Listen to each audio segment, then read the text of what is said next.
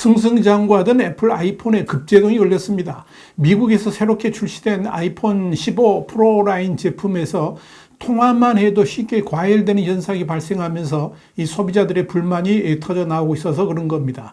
도대체 애플 아이폰이 어떤 실수를 했는지, 이 문제가 이 삼성전자에게는 어떤 기회가 되는지 Y타임스가 분석해 봤습니다. 지금 시작합니다.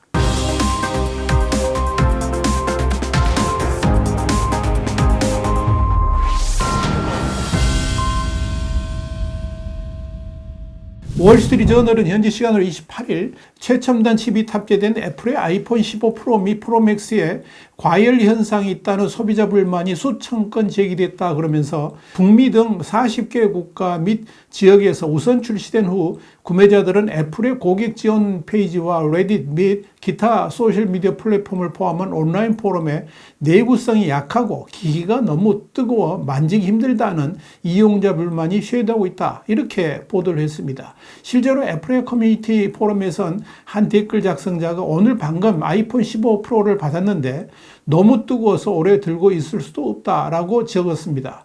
여기에 대해서 2,000명 이상의 좋아요를 누르면서 공감을 표시했습니다. 또 다른 게시물에는 아이메시지를 사용하고 스포티파이로 음악을 듣는데 케이스가 없는 손이 불편할 정도로 뜨겁다 그러면서 케이스가 있어도 꽤 뜨겁다. 아이폰 6부터 모든 아이폰을 소유했지만 이런 문제를 경험한 적이 없었기 때문에 매우 놀랍다, 이렇게 밝혔습니다.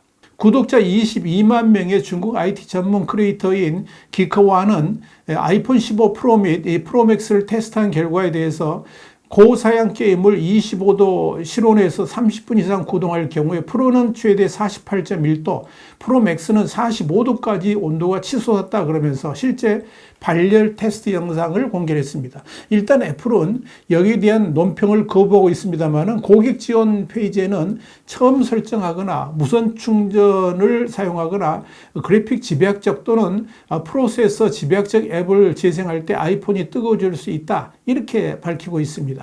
아이폰 15 프로는 대만 TSMC의 3나노칩 기술을 기반으로 한 최초의 메시지 제품입니다. 이 신제품에 대해서 애플은 역사상 가장 큰 프로세서 재설계를 단행했다 그러면서 A17 프로 칩을 게임 체인저라고 말하면서 대단한 자신감을 드러낸 바 있습니다. 실제로 최소 $999 이상인 이 상위 모델은 알루미늄 및 강철 대신 이 아이폰 최초로 티타늄 케이스를 도입했습니다. 이렇게 대단한 자신감을 표명했던 아이폰 15에 도대체 무슨 문제가 있는 것일까요?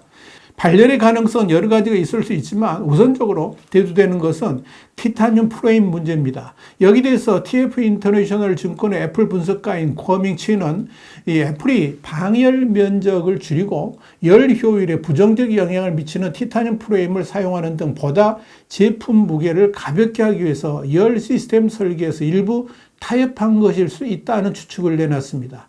새로 출시된 이 아이폰에는 애플의 가장 강력한 프로세서와 카메라가 탑재되어 있습니다. 고밍치는 그러면서 애플이 프로 및 프로맥스 모델에만 적용한 티타늄 프레임이 화성 탐사 우주선에 사용하는 것과 동일한 합금을 사용했지만 열을 효과적으로 기기 외부로 내보내지 못하는 맹점이 있다 그러면서 애플이 소프트웨어 업데이트를 통해서 이 문제를 해결할 수 있지만 그렇게 하면 아이폰의 성능이 저하될 가능성이 있다라고 지적을 했습니다. 결국 A17 프로세서의 성능을 낮추지 않는 한 소프트웨어 업데이트를 통해서 발열 개선을 하는 것은 불가능할 것이라는 것입니다. 그러면서 이 과열 문제를 제대로 해결하지 않으면 아이폰 15 프로 판매에 영향을 미칠 수 있다, 이렇게 고밍치는 분석하고 있습니다.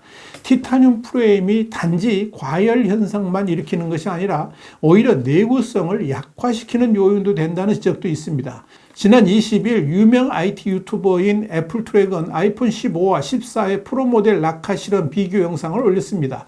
수차례 떨어뜨리는 실험에서 아이폰 15 프로 모서리가 먼저 깨지기 시작했고 얼마 안 가서 카메라 부분이 본체와 분리되면서 아예 먹통이 되어버렸습니다.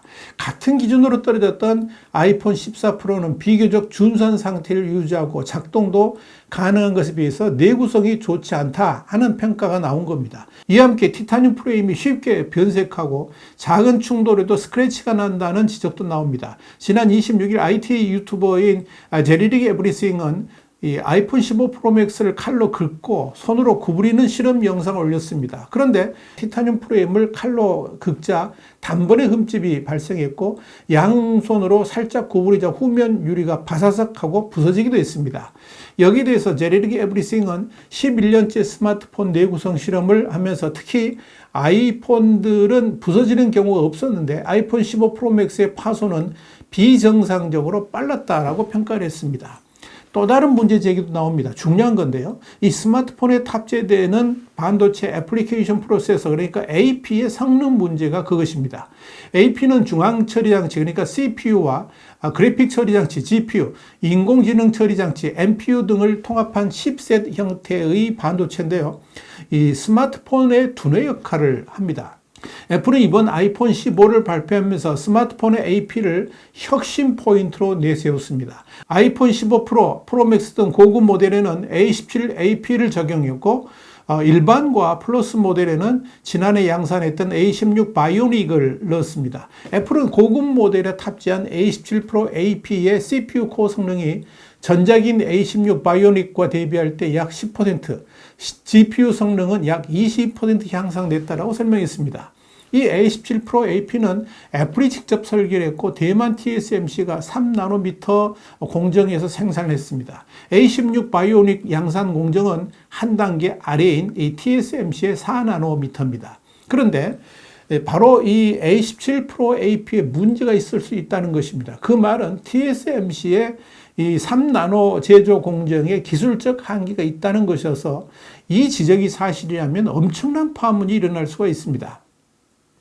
TSMC의 3나노 공정 기술이 기대 이하이기 때문에 이 A17 AP에 하자가 생겼고 발열로 이어지고 있다는 주장이기 때문입니다.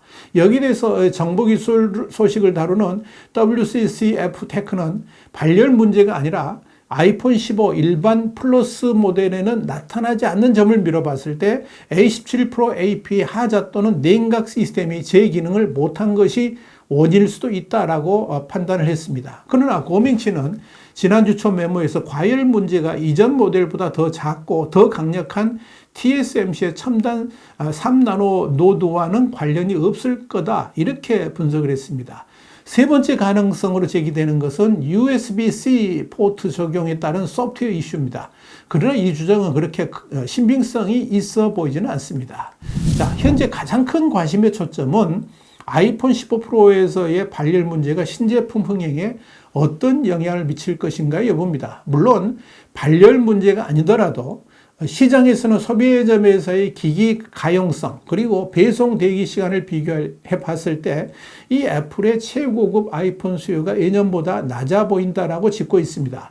여기에 대해서 UBS는 이번 주 고객들에게 보낸 메모에서 중국 수요의 약화는 지역 거시적 압력과 경쟁 제품의 시정 출시가 영향을 미칠 수 있음을 시사한다라고 말했습니다. 지난달 말에 출시된 화웨이의 메이트 60 프로가 중국 내 매출에 영향을 줄 수 있다는 겁니다. UBS는 그럼에도 기본 아이폰 15 모델은 지난해 동급 모델보다 더 잘 팔리는 것으로 보이며 이는 소비자들이 인플레이션 압박을 느껴서 더 저렴한 대안을 선택하고 있음을 시사한다라고 밝혔습니다. 문제는 아이폰 15의 고급형 모델입니다. 발열 문제가 곧바로 시정될 수 있는 문제가 아니라면 성수기에 해당하는 이 4분기 실적 전체에도 악영향을 미칠 수 있을 것이기 때문에 그렇습니다. 우선적으로 티타늄 프레임 문제가 진짜 원인이라면 당장 이 문제를 해결할 방법이 없다는 점에서 매출은 물론이고 이 애플의 이미지에도 심각한 타격을 입힐 수가 있을 겁니다. 애플의 상징인 혁신이